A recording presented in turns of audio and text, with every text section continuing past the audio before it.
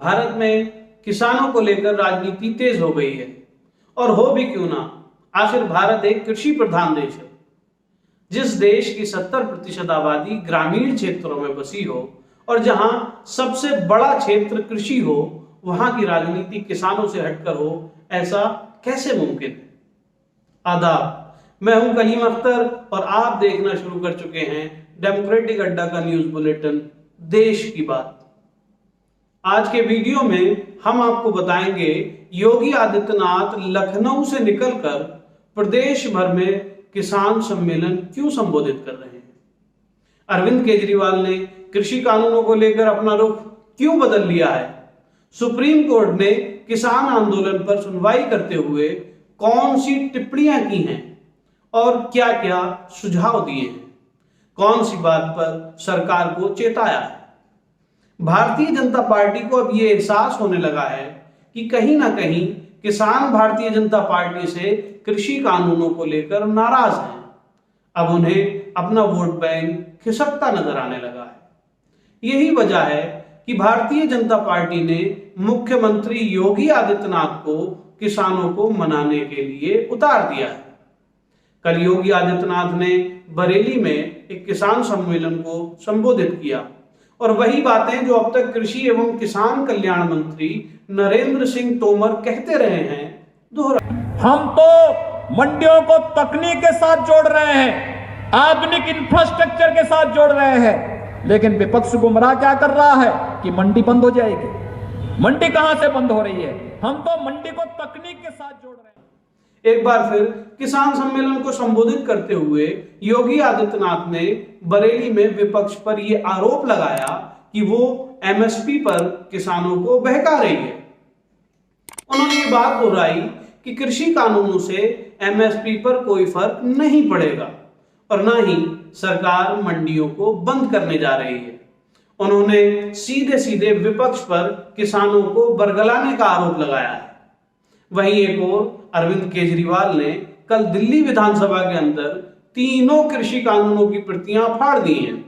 ये वही अरविंद केजरीवाल हैं जिन्होंने पहले कृषि कानूनों को मान्यता दे दी थी और कहा था कि केंद्र सरकार ने अगर कोई कानून बनाया है तो हमें उन्हें मानना पड़ेगा, यह हमारे अख्तियार में नहीं है।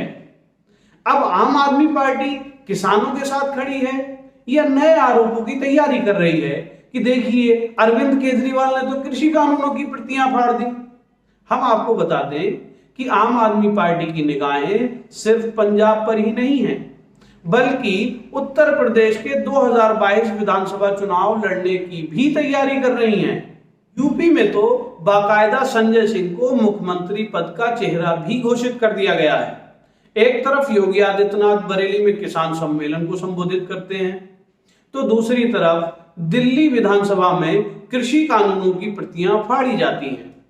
सभी राजनीतिक पार्टियों की निगाहें किसानों के वोट पर तो हैं, लेकिन उनकी समस्याओं से सरोकार बहुत कम नजर आता है। उधर किसान आंदोलन में सुप्रीम कोर्ट की भी एंट्री हो गई है।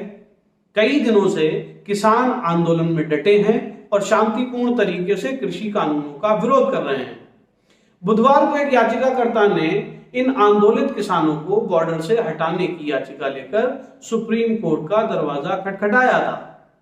इस मामले पर कल सुप्रीम कोर्ट में सुनवाई हुई, जिस पर सुप्रीम कोर्ट ने साफ कहा कि किसानों को विरोध प्रदर्शन करने का हक है। जी हां, सुप्रीम कोर्ट ने कहा कि किसानों को विरोध प्रदर्शन करने का हक है, हम उन्हें नहीं रोक सकते। लेकिन साथ ही ये भी कहा कि इस प्रदर्शन से दूसरों को परेशानी नहीं होनी चाहिए। देश की सर्वोच्च अदालत ने यह भी माना कि किसान शांतिपूर्ण ढंग से प्रदर्शन कर रहे हैं। देश की सर्वोच्च अदालत ने यह भी माना कि किसान संगठनों से बातचीत जो कि अब तक विफल होती रही है, उसके राष्ट्रव्यापी परिणाम होंगे। इसलिए कोर्ट ने कल इस मामले पर सुनवाई की। साथ ही याचिकाकर्ता के वकील ने कल ये दलील रखी और कोर्ट में कहा कि अगर कोई मेरी कार जला दे तो उसकी भरपाई कौन करेगा। नेताओं को चिन्हित किया जाना चाहिए ताकि उनसे वसूली की जा सके। इस पर chief justice S A Bobde ने साफ किया कि हम किसानों से ये नहीं कह सकते कि वो प्रदर्शन से पहले पैसा जमा करें। हालांकि सुप्रीम कोर्ट ने जो पहले कमेटी बनाने का सुझाव दिया था उस पर वो अब भी कायम है और कहा है कि सरकार को किसान नेताओं से बात कर इसका हल निकालना चाहिए। अब सवाल ये उठता है कि क्या सुप्रीम कोर्ट सरकार और किसानों में समझौता करा पाएगा? क्या मोदी जी के मन की बात से किसान मान जाएंगे? और क्या अरविंद केजरीवाल कृषि कानूनों की प्रतियां फाड़कर किसानों के दिल को जीत पाएंगे? आप इस बारे में क्या सोचते हैं, हमें कमेंट बॉक्स में जरूर बताएं। और साथ ही साथ आपका अपना चैनल डेमोक्रेटिक अड्डा को सब्सक्राइब करें, वीडियो को लाइक करें और ज्यादा से ज्यादा शेयर जरूर करें। शुक्रिया।